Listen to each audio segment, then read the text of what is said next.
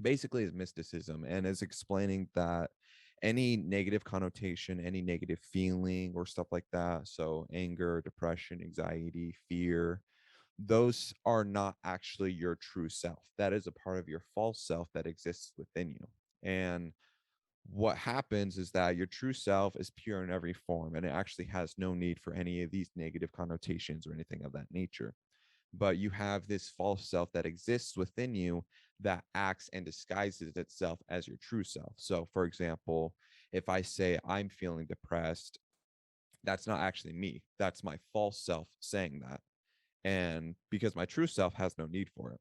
And so it kind of says, like Vernon Howard, he's kind of says in the book, it's you just have to rationalize it and understand that it's not real. I'm not saying that depression isn't real, but I'm saying that, like, have that mentality, like you're the world conqueror of your own imagination, and that it doesn't matter what is going to come in your way, you will overcome it. And like going through like fears and depression, I'll, like, for myself, I'll say it's feeling depressed, it's feeling scared, and then I'll move on saying that I do not feel that. I will prevail, I will become better, and I will not allow it to overcome me. And so that's when, in those most quietest times, those few hours when it's the depression, the anxiety, it's just screaming, trying to latch onto you, that's your false self trying to continue to convince you that it's real. Because when there's no distractions or anything, no smoke and mirrors, all there is just what it is. And so you lay it out and you kind of take a step back and look. It's like, hmm, this is part of my false self. I have no true need for this. And so I am better than it, and it won't prevail. And by referring to your false self as it, that's how you shift the control. So instead of the depression, anxiety, and whatnot, still maintaining the control, by not even acknowledging it as yourself, you're now shifting that control to you and your true self. And so those quiet hours is typically when your false self is at its most desperate, still trying to convince you that it's real.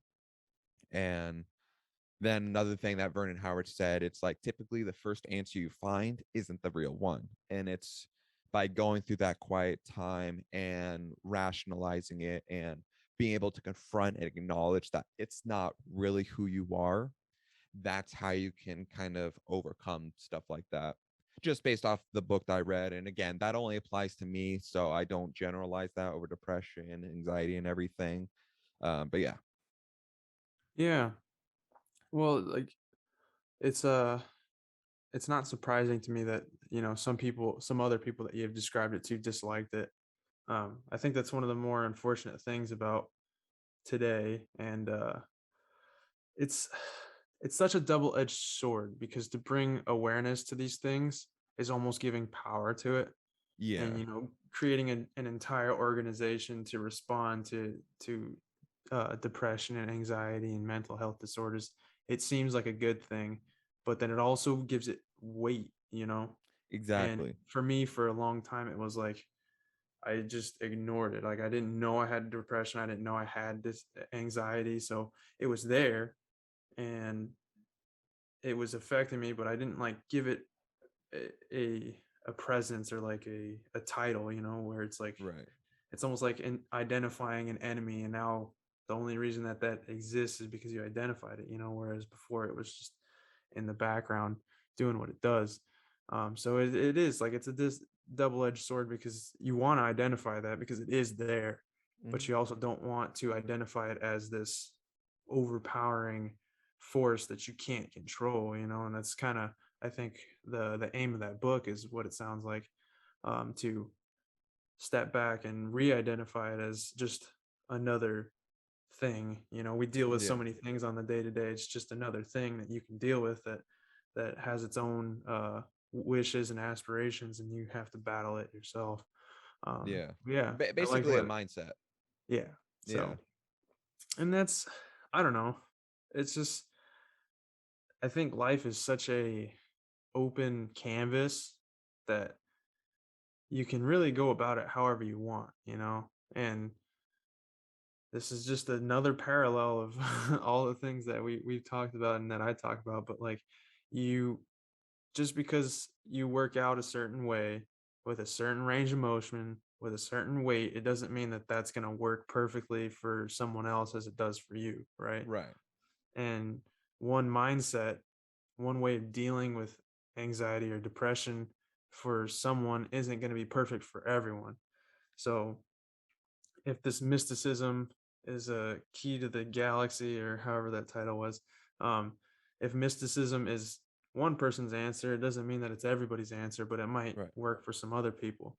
And honestly, I feel like anybody can figure out their way through the universe if they could step back and just listen to themselves and figure it out through their own trials and tribulations and their own experiments and research, you know, in other words. Yeah. um but it's just not common in our society these days, and like we're so on a track, and if we fall from that track then it feels like we're derailed and we need to get back, and it's like so sheeple, I feel, and me, Yeah. again, this might just be America, like we said last time. Like, I don't know how it is in other countries. Maybe there's a place where people are more free and can intrinsically figure themselves out a little bit quicker than an American can, or somebody who's in a industrial society like we are. But I don't know, we're so dependent on so many other things that it just sets us on this one way path through life, and I think we end up missing out on a lot of things. So Yeah, and really unfortunate. I feel like in canon with that too, it's we there's too much of a driven focus on the material world, focusing on everything outside and its effect on you, the environment, instead of looking inward and what you could do for yourself almost. Because like what I kind of say to myself, like depression, anxiety, it's a very real mental health issue. But the mysticism thing, it's a mindset.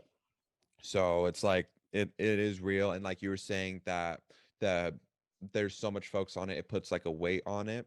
And so Mhm, it's like my process is that having that mindset isn't generalizing, it isn't trying to insult or take anything away from anybody else who suffers from it, but it's in the sense of gaining control because your greatest enemy is always going to be yourself. I don't know. I definitely see that we're so focused on the material world and everything outside of us.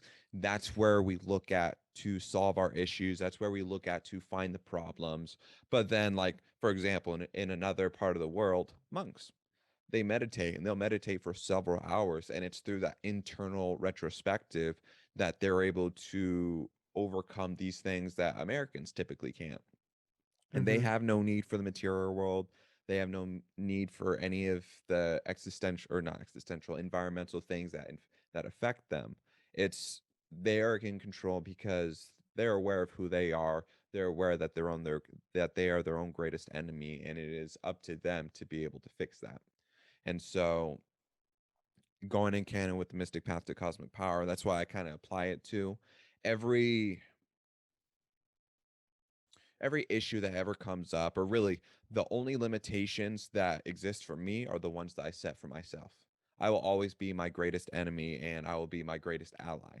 And it is the focus on balancing it within myself that will prevail in the long run.